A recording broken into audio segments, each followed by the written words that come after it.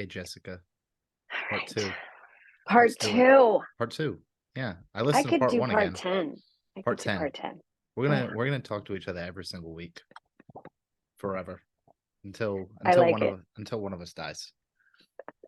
So um I don't have a burning desire to talk about anything specific today. Do you? There's nothing melting at me. No, I mean, Okay. I think from our last, I was trying to remember our last moment together when Mm-hmm. it was for your podcast. Mm-hmm. And there were some interesting little moments about like the collective Mm-hmm. versus, like the 1%. Yeah. And then, um, but I don't have anything burning today, although Okay. If not, I got a couple ideas. But you said go. although. No, you said although. No, Let me hear your although, and then I'll just roll with whatever I want to do. I I am bumping into my own, like I am resisting self, if that makes sense. Okay. Like who you are deep down at your core. Yeah, right. So I had an interesting chat. So I teach spin. I don't know Mm-hmm. if we talked about that, but I coach spin. Okay. And so I got some interesting feedback um, about, I don't know if it's a persona, so to speak, but there, Mm-hmm. you can have a persona, like as a person, as a coach, even like even Mm-hmm. if you're at a CrossFit gym, it might not be who you are, but you are Yeah. this persona of a person. Yeah. And I feel like I'm me. I Mm-hmm. am parts of me, not all of Mm. me. And sometimes I accentuate certain parts of me. But the feedback that I received was about my southernness and how the southern part of me might come across as, I don't even know if this is appropriate for us to talk about, like black, Okay. and how Mm-hmm. anyone could Mm-hmm. perceive that as me as a person kind of co-opting culture, right? Okay. Um, and so that was really challenging to Okay. hear, Okay.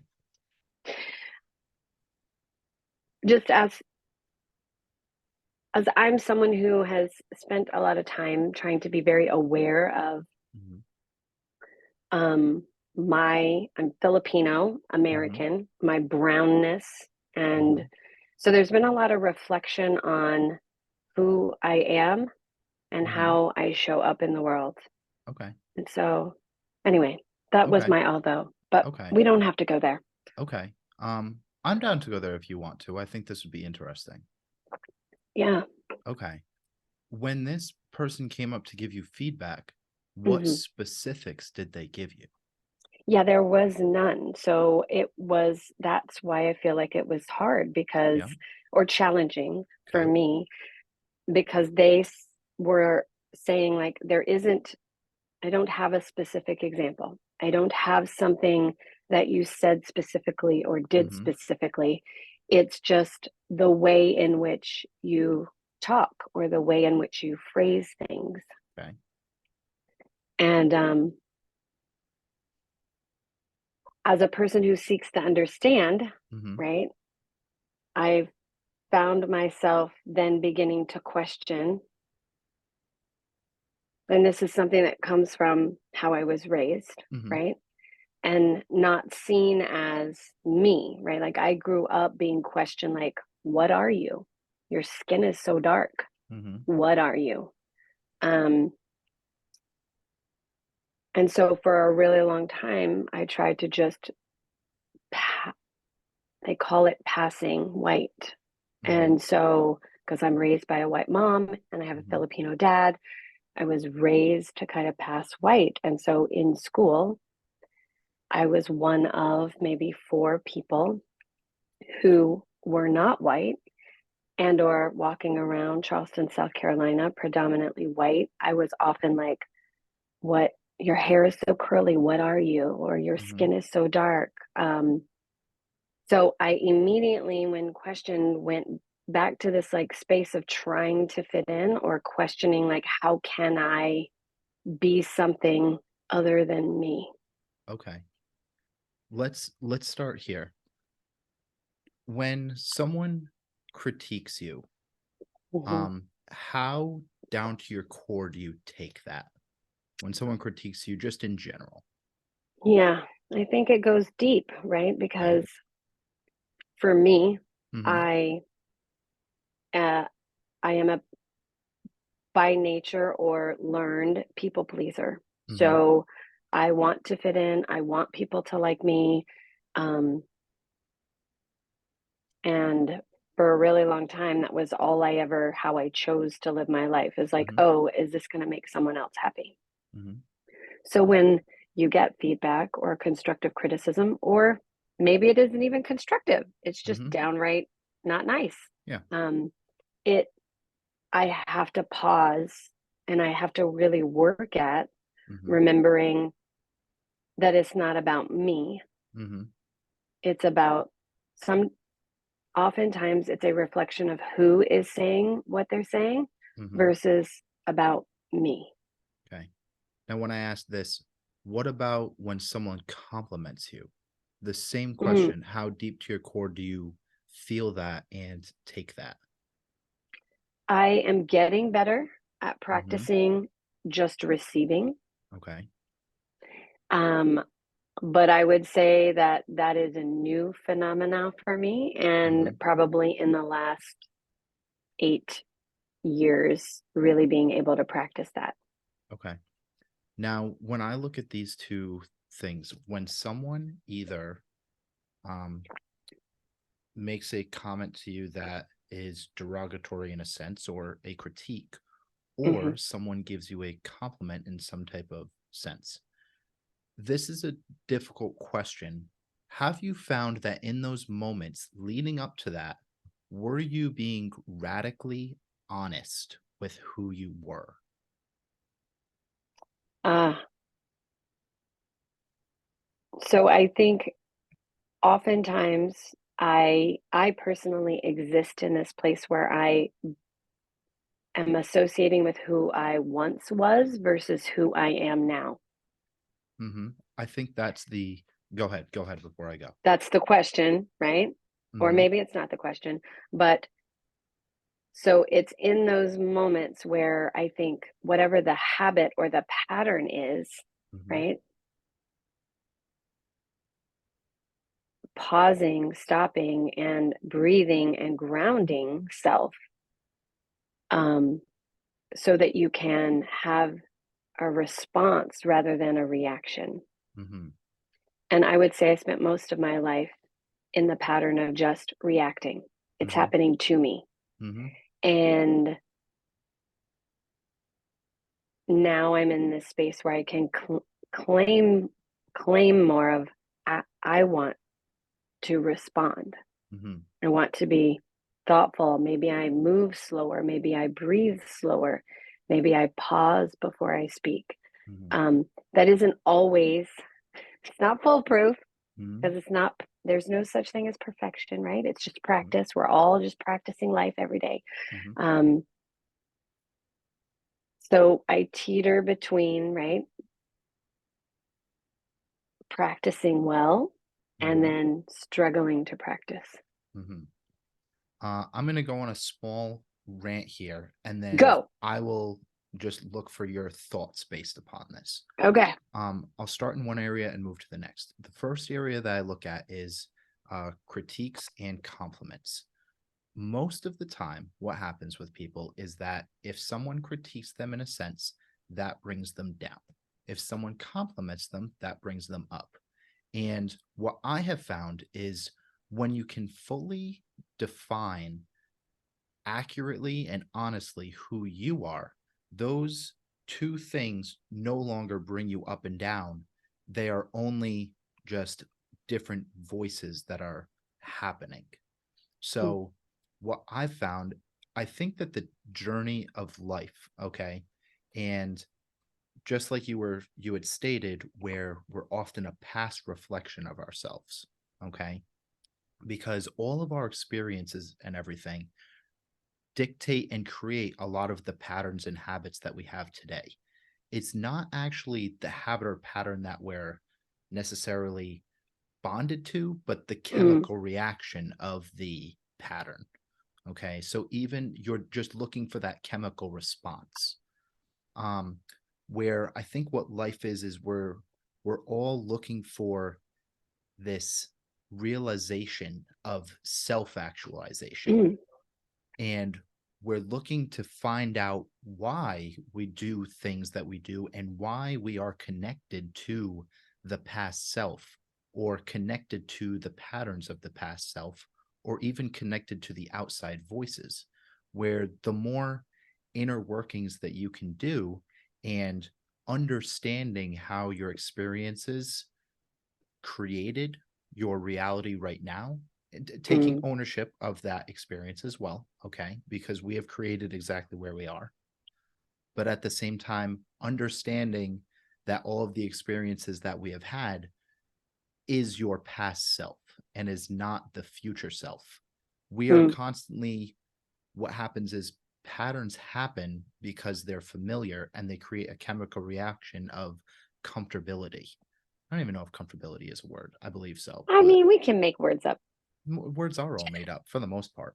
Exactly. Someone made them up. Yeah. So I believe what's happening, and this is just like a lot of like thoughts and research that I've done, especially, and work on myself, especially the last 2 months, of why are we so bonded to this past self and why it is so difficult to create the new self, because the new future self is what we want and we say we want, but we are often bonded to that past self so deeply.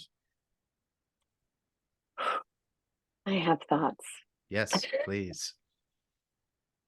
So, agree or disagree, it makes no difference to me. No, So, yeah, I definitely agree. Mhm. I agree that we are very attached to past self. And the like little piece that I want to expand on there is from my own learning and my own experience, I am more attached or like called to that place because I believe my truest self is from this little girl who was just free at one point, free to be, yes, without the shoulds, the coulds, the rules, the society, the television marketing, whatever is messing with this little girl before she like learns all these things. She is just this true expression of herself without judgment, in joy, in sadness, in all of the things. She is just who she is. And so this attachment we have to the past self is, I believe, our search, or I believe my experience is this search to connect with my truest self. And I am looking to free myself from these past experiences, these past learnings, to reconnect with my purest me, whoever that is. And sometimes it might be unlearning something that is detrimental, but sometimes, to your point, it is just accepting and embracing that all of these things and experiences brought me to who I am, and how can I be my truest self for me with the learning and the lessons. And that is the journey into the future, at least for me. So I would say, yes, I agree with that. The critique can be the up or the right, the feedback can be the up or the down, but the balance really is, if I'm just accepting who I am, then it's all just information. And it's opinion or someone else's observation or my own observation. but it is neither good or bad. Mm-hmm. It just is. So those are my thoughts. Yeah. It's when I look at it, we have all of these, like everything that's happened for you thus far has been created by you. And at the same time, it has led you to where we are right now, just as you have said. And this is a part of the past self. Okay. But I think where people get the most stuck is that they get to a point where we're at right now. Okay. And they go, well, this all led me here, but then they don't know what to do with it. They don't know where to take the next step. Okay. That's where I think most people get stuck, is because they attach themselves more to the past self, but they don't have the faith of that the past self has led them to here, but now because they are here, they've started to think differently and unlocked different parts of consciousness and a higher level of thinking, all based on that past self. But then they feel stuck to that past self because they're like, oh, well, this got me here. Well, no, you had to go through that in order to get here. But now you can take parts of the past self and still have it and move forward. It doesn't have to stay stagnant there. I think that's where people most get stuck. I'm not sure your thoughts here.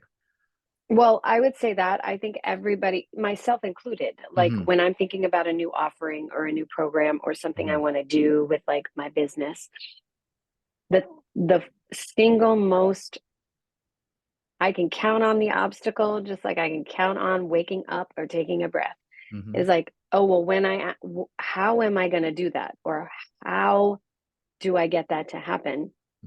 I immediately stop, because there's some sort of programming still running in the background that is like, well, there's a right or a wrong answer. When the practice for me is realizing I made all these choices in my life. I arrived here. I'm doing pretty good. I'm doing pretty great.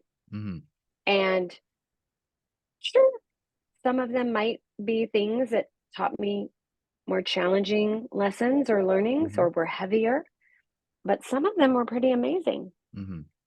If I just continue to keep making choices and release myself from this right versus wrong mentality, then I'm still just that little girl who's taken her steps through life, and I'm going to arrive right on time. I'm going to arrive learning. I'm going to arrive growing. And so why not keep taking action and choosing? And if I find myself in a place where this seems like a dark alley and I don't feel really safe here, well, I can just walk toward the light again. I use the alley as a metaphor to be like, oh, it seems like a scary place here and I'm not sure I belong here, right? Like, there are no wrong answers. It's just lefts, rights, ups, downs, diagonals. We just take steps. And so getting stuck in the how, I fall for it every single time. But now I have awareness and I don't stay there very long. I know enough about myself. I'm knowing and learning about me instead of looking for that outside critique or feedback. And I can then begin to keep choosing and stepping in either direction. Or maybe I just take a pause and I don't take a step, and that's okay too. One phrase that I always like to go back to when I have this thought process: we can control the actions, we just can't control the outcome. You know, that's all it is. And so I think that's important just to touch base on when we chat about things like this, because you can work as hard as you can or desire to, but at the same time, it doesn't mean that someone's going to buy something from you either. No. And that's not about me. It just means that's not my person. Or, to your point, like controlling the outcome, being attached to what I believe the outcome should be or can be. Right? It's this idea of like, well, this is the goal. Mm-hmm. And you can create a goal or an idea of what success looks like, Mm-hmm. but then leaving room for magic or the universe to Mm-hmm. come in and say, well, that's your plan. Mm-hmm. And how about this is something else I want you to learn? And Mm-hmm. you don't necessarily need that thing, you need this thing. Yeah. Um, so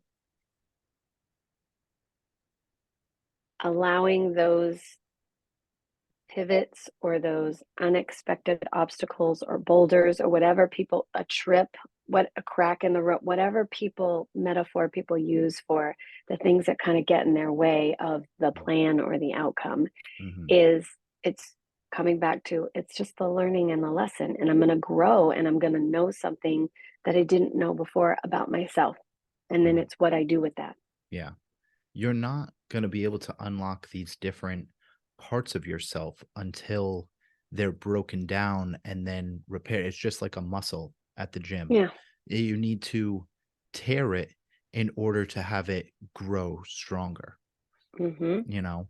Um one way that I'll relate my own story, which you know a little bit about, and I love this just as being able to talk about challenges that I've faced, where in 2016, I had taken a left on a right only, got pulled over, and got wrongly accused of a DUI. Mm-hmm. And again, it was I controlled the action, but I didn't control the outcome. Taking Mm-hmm. a left on a right only, for some people, it would be a ticket or they drive off and nothing happens. For Yep. me, it was you're arrested for nothing.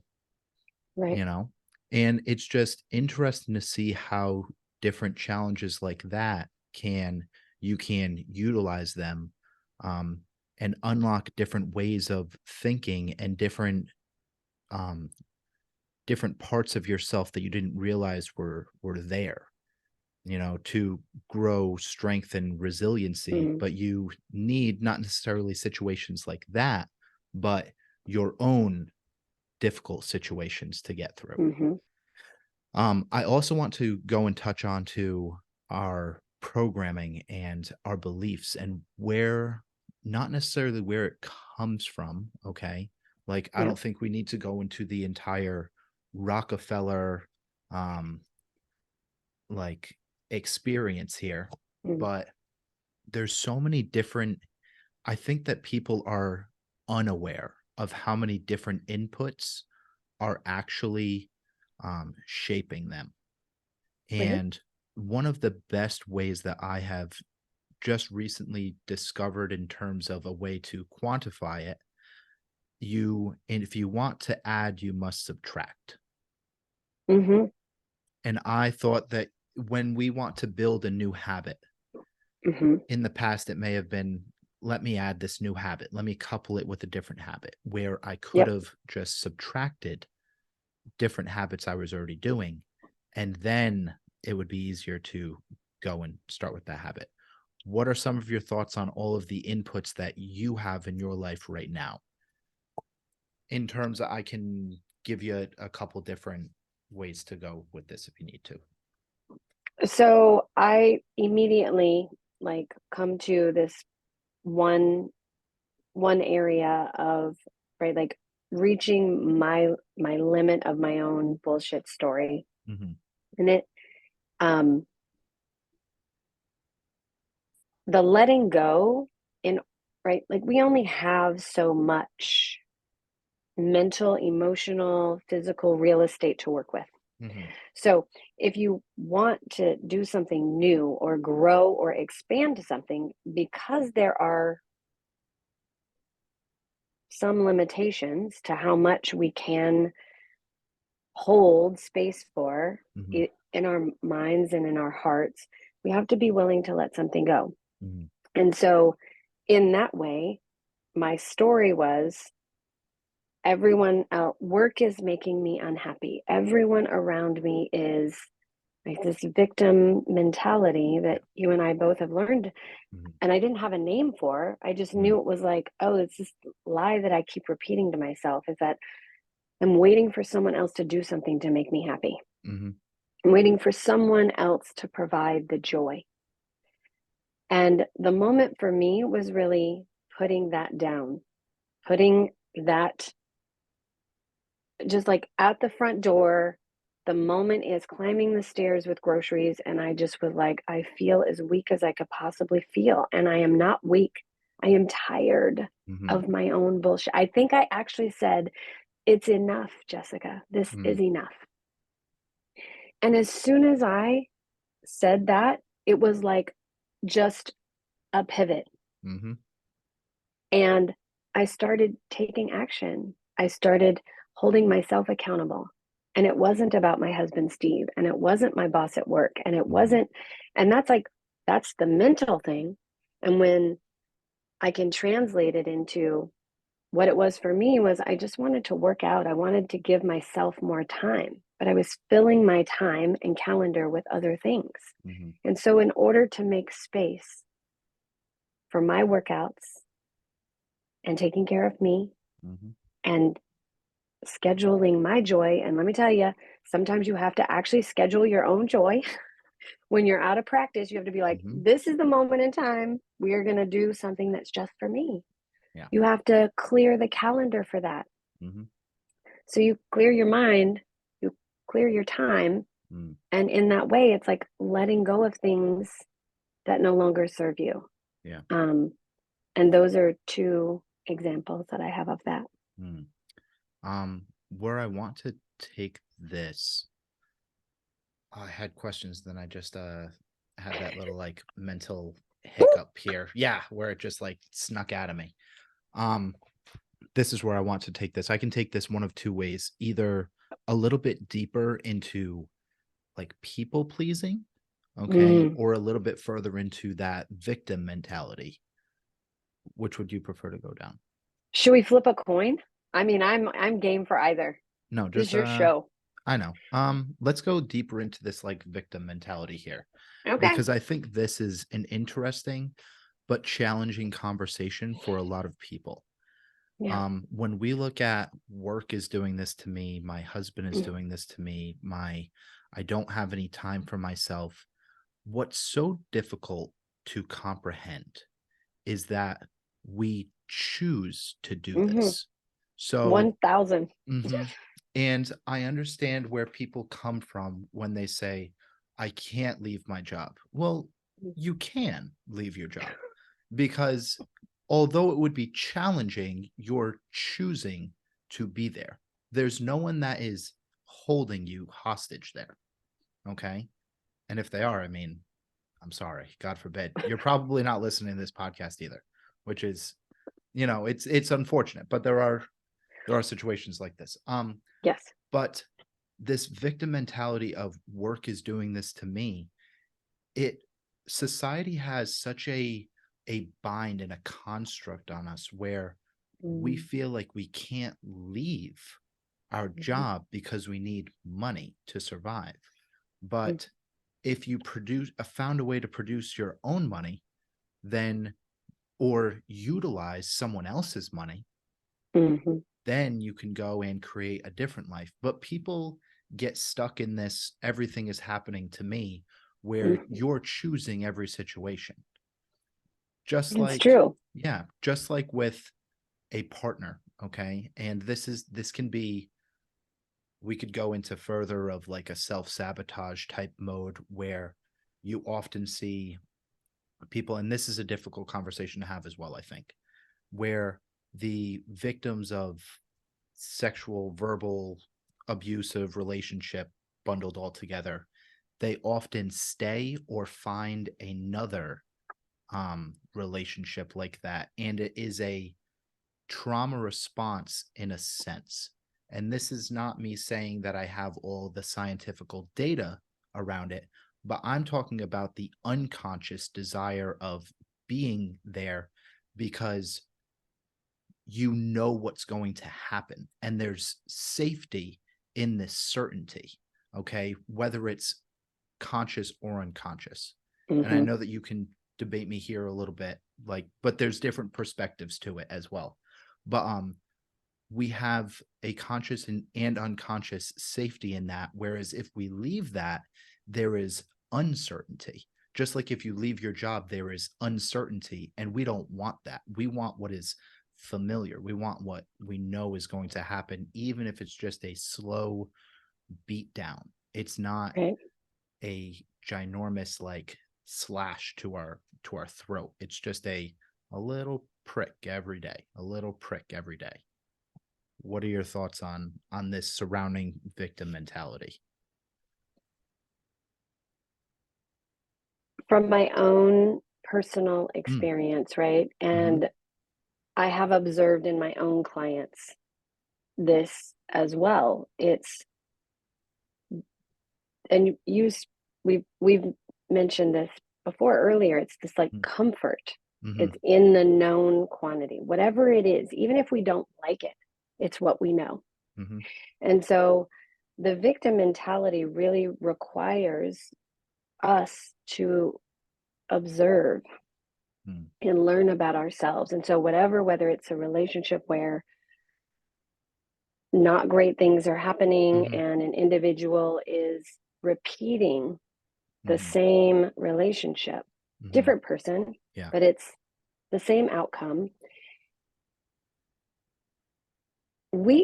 I can look at someone and say, well, that's not serving you. But until that moment you reach the top of the stairs, until you are at the top of the stairs at the door with the 2 bags of groceries, ready to say, this is enough. This is enough. That's when you start to look inside. And I think the victim mentality really has us all the way external. It's all external. And what you described and what I've lived is that you have to be ready to look at yourself and to look at the patterns and to go in the darkness to find the light, right? Like, I think on our coaching call and even on my podcast that we recorded, you have this thing you do with the like joy and sadness, right? And if you take one away, what is left? And it's the same with light and dark. The light cannot exist without the shadow. And so you have to be willing to confront, like, oh, and ask questions. Why do I keep repeating this? Why do I keep choosing this type of relationship or this outcome? And it is until you are ready to say, I have had enough, that you are willing to look at it and then maybe discover and learn about yourself to become aware of, oh, well, this is why I keep choosing this. Yes. And then the data can serve as the learning and the growth, which is to your point from the beginning. These experiences shape us. They are not happening to us. Someone may have learned that that looks like love or was told this is what love looks like. But we get to choose what love is. We get to choose the definition of love. And until we reach the top of the stairs and say, I have had enough, we're just going to continue to loop and live in that victim mentality. And I'm not done with the victim mentality. I'm here to say I'm 50 years old. I'm still doing personal growth work.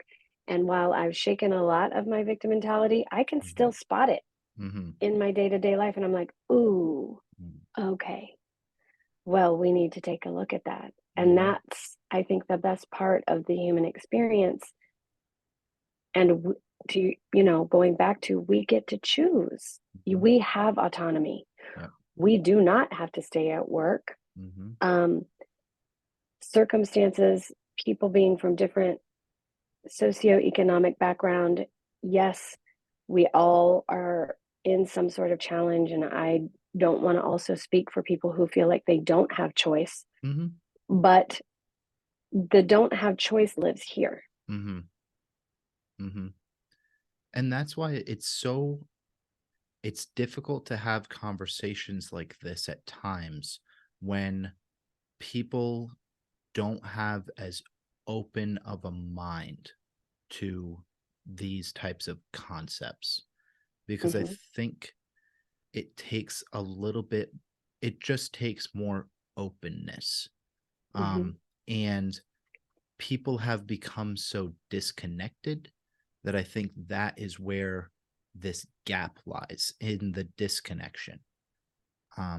Because if you just sat with yourself a little bit longer, which people do not, they Mm-mm. would start to see different things. And this awareness, just like you have different aspects of victim mentality and things, I am also far from perfect. Clearly. I mean, come on now. Like, handsome, sure, but perfect, Yes, never, 100. never. And so at least myself and everyone else, most people realize that they don't have all the answers either, and that they're not perfect, which I think is a good act of self-awareness. You can have confidence but and Mm-hmm. courage, but understand that you have flaws as well, you know. But I think the biggest thing to leave from this conversation is building that awareness. um what would you say is the first step to someone just building a little bit more self-awareness, doing a little bit more of this internal work, and realizing a little bit more about who they actually are? Yeah, I think for me and what I observe about myself and the women that I work with, um, when you mentioned like just sitting with yourself, Mm,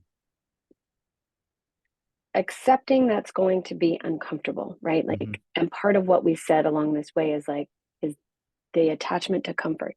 mm, And so the inputs mm-hmm. are avoid discomfort Yep. at all cost, feel no bad, avoid pain, sadness is wrong, anger is bad. Um, so if when those things creep in because we get quiet, we immediately are looking for like, well, I don't want to be anger Yeah. because I have anger, but I don't want to be anger. And I think because I'm angry, then I am an angry, because I have angry Mm-hmm. feelings that defines me as an angry person. So let's just not be angry, right? Yeah. They, Yep. they think the feeling Mm-hmm. defines who they be. Mm-hmm. And so I think just understanding that, practicing what you said, which is just spend a little more time with yourself. Mm-hmm. Go be in nature. I see you post that all the time. Just like go Mm-hmm. for a walk, go Mm-hmm. sit somewhere, go enjoy, find something you enjoy and go do that Mm-hmm. without the distraction and the inputs. Mm-hmm. And then be prepared for the discomfort Mm-hmm. and keep going anyway. Mm-hmm. Face the discomfort. And if you can practice that, then you can practice anything. Mm-hmm. And I like to incorporate breathing and movement. So right, I have this way of like working with my clients that allows them to connect more with themselves just by like breathing and moving slowly. And yes, stuff bubbles to the surface, and that Mm-hmm. shit is scary, but also it's okay. Mm-hmm. It's okay to just express a feeling. And Mm-hmm. so the feeling isn't who you are, but Mm-hmm. the feeling might mean you want to observe it. Where Mm-hmm. does it coming from? What does it mean to me? Yep. And so that can be a lot for some people. So Mm-hmm. I start kind of like you with the basics. Mm-hmm. Go for a walk, go Yep. look at the ocean, go hear the river, go. How many birds can you count in the forest on your walk? Mm-hmm. And that's the simplest way that I begin with people, in trying to just like allow them to be alone with themselves, Mm-hmm. because that's the first place to start. Yeah. You can do, just to piggyback off of this and sitting with yourself. Nature is, of course, important. I put this more of just environment in general. If you can go and Mm-hmm. change your environment, you can start to see different things. When people move halfway across the world and their business goes 10x, why? New Yep. environment. You go to a new gym, you're more excited, you hit the gym harder, new environment. um, Getting into different environments is one of the easiest ways to go in, change how you see things. Again, with your breathwork techniques and all of that wrapped up in one, that's important too, because you're helping changing someone's state. You're changing how they feel in that moment. Think about an easy example that I like to give here when you're trying to change your state. Breath work is one easy one. And then this cold shower, ice bath, that's another easy thing where you're changing your state. I like to think about it like this. Imagine the car, that your dream car that you want to drive. And I use a car example a lot just because most of us drive Yes. everywhere. So it's an easy example that people can relate to. Think of the car that you desire the most. And then the next time that you get into your own car, what if you close your eyes and visualized having the car that you desire, and then visualize driving that car, what the seats would feel like, how fast it would go, how people would look at you, and then got into your own car and had that same feeling where you're changing the state of how you feel, then the car doesn't matter as much. The feeling is what we're chasing. And I think I used a very similar example the last time that we spoke, either on your podcast or mine. I'm going to ask you the last question again, because I've got a new one. Yeah. So, and then I'll grab another one from you. I know that you already did one, but let's do another one. Why not? So this is from Hope Shanley. This is, she's a great young lady, great young lady. Okay. And do you believe everyone in life has a purpose, and have you found yours? Oh, okay. Yes. The answer is yes, I believe we all have purpose and meaning. So everyone matters. Have I found mine? I believe I'm closer to my purpose. I believe that I am. Yes, I am. I think I thought I knew what my purpose was. And so I'm leaning into that. I believe it's not the final destination. So to your mind, open mind, and not being attached to the plan or the result. I am walking toward this purpose that I think I am meant for. I'm also ready for that to shift and change. That's my answer. Easy enough for me. Cool. All right. I already like to do my whole spiel about how you should sign up for Jess's coaching and go have a conversation with her before. So I won't embarrass you again with that. Okay. You know? Hopefully people will listen to the first episode and then listen to this episode. It was so good. And go from there. Yeah. Both Jess, good. thank you very much. Thank you, Shawn. Beautiful. Thanks, guys.